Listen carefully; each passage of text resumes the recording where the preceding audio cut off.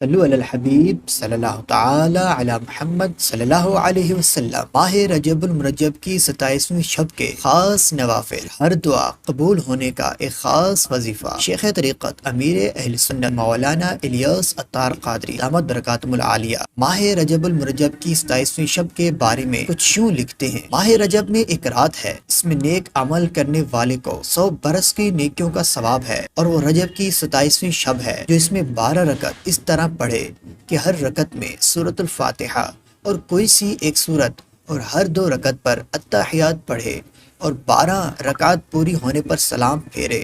اس کے بعد 100 بار یہ پڑھے: سبحان اللہ والحمد للہ ولا الہ الا اللہ واللہ اکبر۔ اس کے بعد استغفار یعنی استغفر اللہ 100 بار، اور کوئی سا درود شریف 100 بار پڑھے، اور اپنی دنیا و آخرت سے جس چیز کی چاہے دعا مانگے، اور صبح کو روزہ رکھے، اللہ تعالی اس کی سب دعائیں قبول فرمائے گا سوائے اس دعا کے کہ جو گناہ کے لیے ہو۔ ماہ رجب المرجب کی 27ویں شب کے اس خاص نوافل کو ضرور پڑھیں۔